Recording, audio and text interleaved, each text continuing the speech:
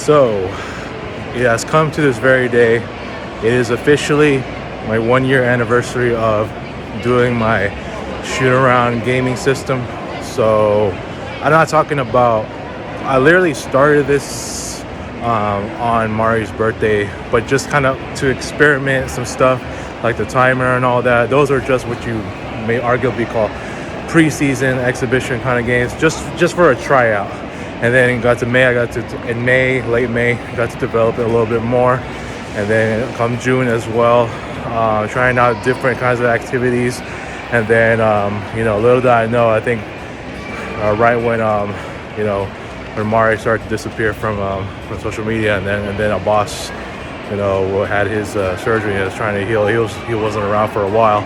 That's when I started on this very day, which is June 20th. So now it's my official 1 year anniversary. I did start it at Caruthers Park, and then it went on from there. So it's been officially a gaming system. Started on the road, and then I think our first home one was for Kirill's birthday. That was the next week. So yeah, I just wanted to reflect before I get to my actual a shoot-around game. I think I can learn a whole lot more from this than I do with my free-for-all shoot-arounds that I've done in the past. It helps me to become a better shooter, especially learning how to be a clutch shooter as well. I know I have not been great on that category myself, throughout my first year of doing this.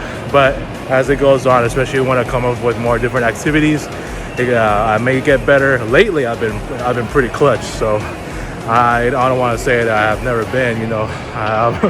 It's been a problem this year and last year as well. I know that famous 9/11 buzzer beater shot on the day of 9/11 when I did a basketball shoot-around tribute to it. But yeah, man, I mean, it's a lot of fun. It's more fun. It's more challenging. And I thought about, man, am I gonna really do this just regular shoot-arounds all my life?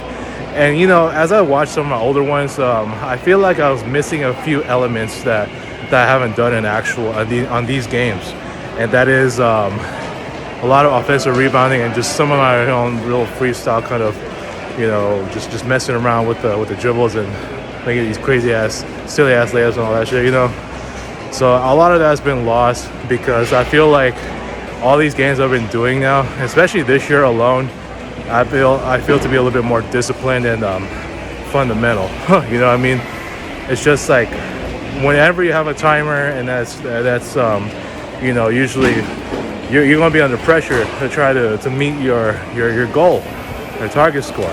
So for me this year, I think ever since I started and going to this year alone, it's been a lot of ups and downs, especially with the timers and all that. Implemented my timeout system in September of last year, and I think the timeout rule has been really effective. First time using it, I haven't, it was just for like rest and all. But now I think I started sometime in December when I was in Robert White. I started implementing those timeout rules, the timeouts to shoot 2 free throws.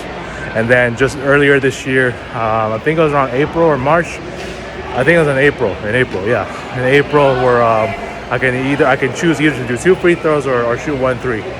And the 4-point shots, those deep 30-footers and all that, I think I started that on, if I'm not mistaken, probably March. No, I think it's April. Yeah. So as I continue to go on and continue to experiment different activities, as I go on with this gaming system, I'm always going to find different rules usually. Yeah, and some of these are going to become more specific going into my 1 year anniversary. So I know it's going to be a little hassle here, but it should really be more fun, and it should be more challenging, and it should help me to become a better shooter as well, scorer as well. It's just doing this. It just makes it more fun. It just makes it more fun than just doing our loose shoot-arounds where I'm just trying to attempt so many threes and all that. I think ever since I've done this the gaming system, I feel like I've been trying to shooting threes a lot better now, and especially just shooting in general. Now there's been many games where I have not shot well, but for the most part, I think the ratio's been pretty high for that. So I would love to continue this. I'm gonna continue doing this going forward. And you know, it's making it like, it makes me feel more competitive myself, even if I'm on the court by myself and I go to these different courts. You know, I have a home court. You know what those three are: Brookhaven, Cerritos Park East. That's been my original home, and as well as Heritage Park. So I have three of them. If I'm going to be going away, I'm going away. So I have these schedules, you know, and that's what makes it so much fun. You know, doing them on my lunch breaks or after work. Rarely do it on weekends, but you know, most of the time it's lunch break and after work sometimes. So, and I'll start, and as I continue to go on with the 1 year anniversary, I'll start implementing more kinds of activities, especially with other people, especially friends like Russ, Eugene. I'm starting to get a little more into that this year alone. So I just want to keep on experimenting as I go. You know, kind of find out different activities that are maybe a little bit harder, not too hard, but you know, some of them I want to make it harder to see how I can do. But as where it stands right now, my record is 33-31.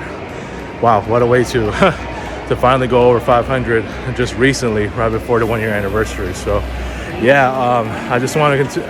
You know, I can keep reflecting so much on this, but I want to keep going forward to continue doing this and all that. So yeah, man, I mean, it's again, you know, it's so much fun.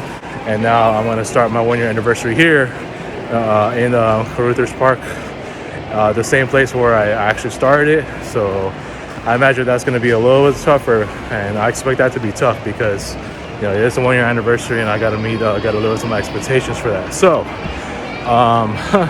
what's going to happen is on this one, I'm going to start a little differently because the target score is going to be 25. And the first activity here is I'm going to rotate between doing those reverse layups like I did in Brookhaven, and also and then those board tosses. You know, we got to throw the ball to the backboard, try to catch it in midair, make one. They're going to be each worth 2 points. So however many I have will be the target score for part 2, and that's going to be the custom LM3 as well. Instead of you know, your ordinary one, it's going to be this. Layups is 1 point, floaters and mid-range is 2 points. Obviously threes, fours, you know, 3-4 points. There's 2 free throws we can use for the timeouts, or you can do a 3-pointer on that one. So but here's the kicker. So the first activity is it's 1 minute and 30. The second one is, it's gonna be 5 minutes, but the last 2 minutes is gonna be a moving target score. So whether I'm up or down or over, when I'm over or under the target score, the target score is gonna move in the last 2 minutes, which means it's gonna be floaters only, no layups. So hopefully I can win that one. It seems pretty easy, but you know, if I get down to like maybe 15 or 10, that should be a lot easier, right? So yeah, so wish you the best of luck on that one. You know, I got my whole squad this year, and God, it is the start of the 5-game road trip. Man, it's not an easy one. It's going to be pretty heavy. So I got this one, and I got, obviously, the next one is for me and Mari's 8-year friendship anniversary. That's going to be huge. But yeah, let's stick to this one, and wish you the best of luck. Here we go. All right.